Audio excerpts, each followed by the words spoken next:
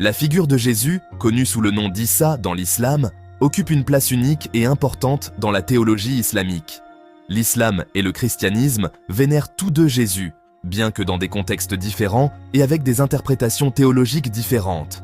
Dans le christianisme, Jésus est au cœur de la foi en tant que Fils de Dieu et Sauveur de l'humanité. En revanche, l'islam considère Jésus comme l'un des plus grands prophètes, révéré et respecté, mais non divin. Comprendre le rôle de Jésus dans l'islam exige de se pencher sur le Coran et les hadiths, où Jésus est fréquemment mentionné. Son histoire en islam est une histoire de miracles, de prophéties et de retour ultime, incarnant l'espoir et la justice. Les musulmans croient que Jésus reviendra à la fin des temps pour restaurer la justice et vaincre le mensonge. Dans la théologie islamique, Jésus est connu sous le nom d'Issa ibn Maryam, ce qui signifie Jésus, fils de Marie. Il est considéré comme l'un des 5 plus grands prophètes, connus sous le nom d'Ulul Azmi, qui ont reçu des missions spéciales de Dieu. Ces prophètes sont Noé, Abraham, Moïse, Jésus et Mahomet. Le rôle de Jésus en tant que prophète est de guider les enfants d'Israël et de confirmer les enseignements des prophètes précédents. Contrairement au christianisme, où Jésus est considéré comme le Fils de Dieu, l'islam maintient strictement l'unicité de Dieu, Tawhid, et rejette toute forme de divinité attribuée à Jésus. La prophétie de Jésus est caractérisée par sa piété, son humilité et son dévouement indéfectible à la volonté de Dieu. Il est dépeint comme une figure de compassion et de sagesse qui a accompli des actes miraculeux par la permission de Dieu. Le récit coranique de Jésus vise à corriger ce que les musulmans considèrent comme des idées fausses sur sa nature et sa mission. La naissance de Jésus est l'un des événements les plus miraculeux décrits dans le Coran. Marie, connue sous le nom de Maryam en arabe, est également très vénérée dans l'islam. Selon le Coran, Maryam a été choisie parmi toutes les femmes pour donner naissance à Jésus, un signe de la puissance et de la miséricorde de Dieu. L'ange Gabriel lui est apparu, lui annonçant qu'elle donnerait naissance à un fils pur.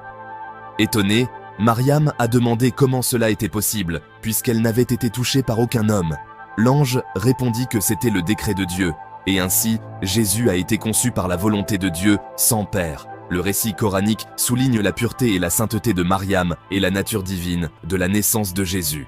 Cet événement miraculeux témoigne de l'omnipotence de Dieu et de sa capacité à créer la vie de manière extraordinaire. La mission prophétique de Jésus dans l'islam est de guider les enfants d'Israël et de confirmer les enseignements des prophètes précédents. Il est considéré comme la continuation de la tradition prophétique, apportant le message de Dieu à l'humanité. Le Coran décrit Jésus comme un prophète qui a accompli de nombreux signes et miracles par la permission de Dieu. Ces miracles ont servi de preuve de sa prophétie et de sa mission divine. Les enseignements de Jésus étaient axés sur la compassion, l'humilité et la dévotion à Dieu. Il a appelé les gens à adorer un seul Dieu et à vivre une vie droite. Le rôle de Jésus en tant que prophète est profondément respecté dans l'islam.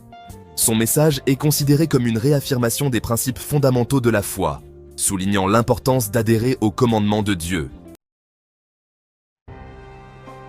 En islam, Jésus est connu pour avoir accompli de nombreux miracles, tous par la permission de Dieu. Ces miracles sont considérés comme des signes de sa prophétie et de sa mission divine.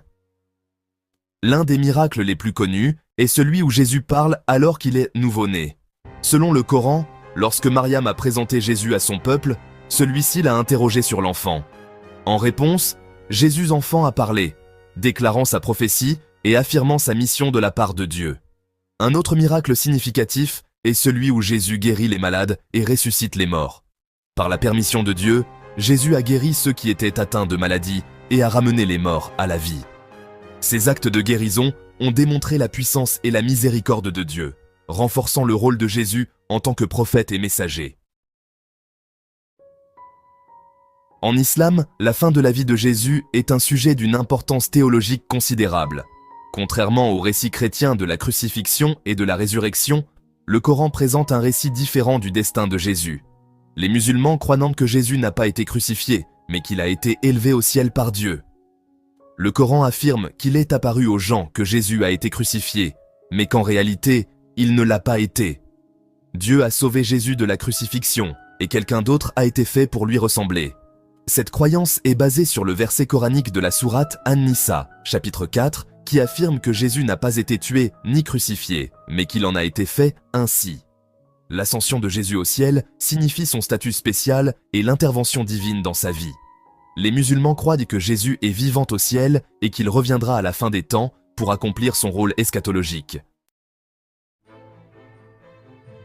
Le point de vue islamique sur la crucifixion de Jésus est l'une des principales différences entre l'islam et le christianisme. Selon la croyance islamique, Jésus n'a pas été crucifié et l'événement était un cas d'erreur d'identité.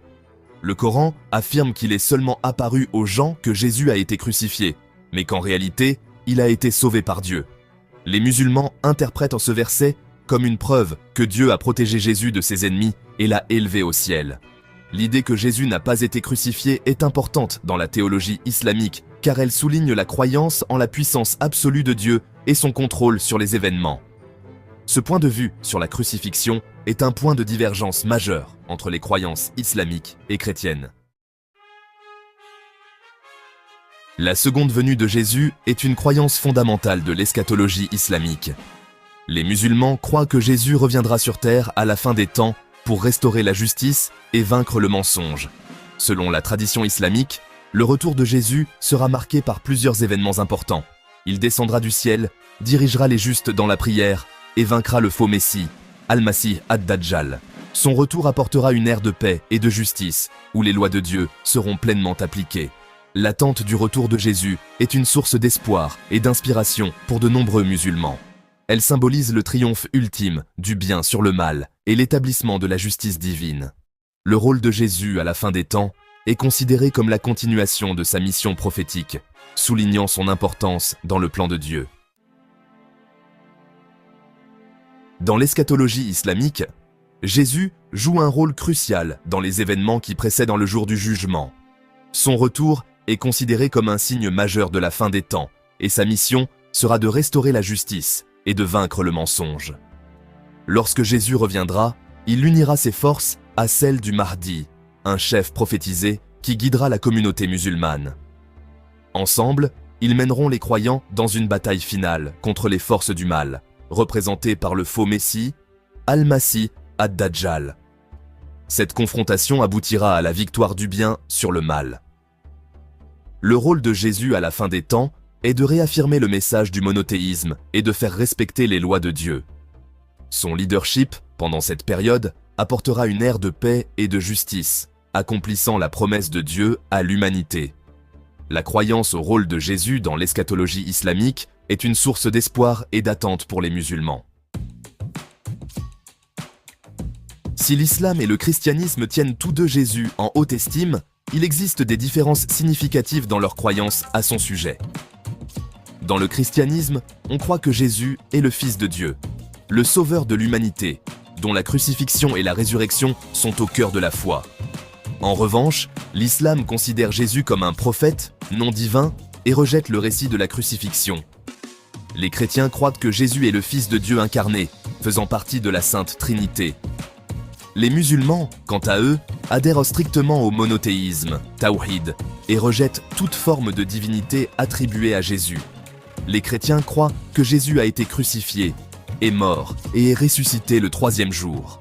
Les musulmans croient que Jésus n'a pas été crucifié, mais qu'il a été élevé au ciel par Dieu et qu'il reviendra à la fin des temps.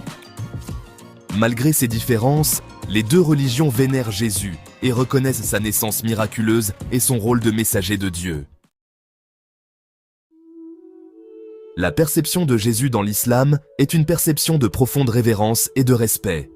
En tant que prophète, la vie et la mission de Jésus sont considérées comme la continuation de la direction divine fournie par les prophètes précédents. Sa naissance miraculeuse, ses enseignements et son retour attendu sont au cœur de la croyance islamique, incarnant les thèmes de l'espoir, de la justice et de la miséricorde divine. Le retour de Jésus est particulièrement significatif dans l'eschatologie islamique, symbolisant le triomphe ultime du bien sur le mal. Cette croyance souligne l'importance de la foi et de la droiture, offrant une vision d'un avenir marqué par la paix et la justice. Comprendre le point de vue islamique sur Jésus peut favoriser un plus grand respect mutuel et le dialogue entre musulmans et chrétiens. C'est l'occasion d'apprécier les points communs et les différences dans leurs croyances, en promouvant un esprit de coexistence et d'harmonie. Le rôle de Jésus dans l'islam témoigne de l'héritage commun des religions abrahamiques. Si vous avez aimé cette vidéo, n'oubliez pas de vous abonner à notre chaîne Arcana pour plus de découvertes fascinantes et de voyages à travers l'histoire et le mystère. À bientôt.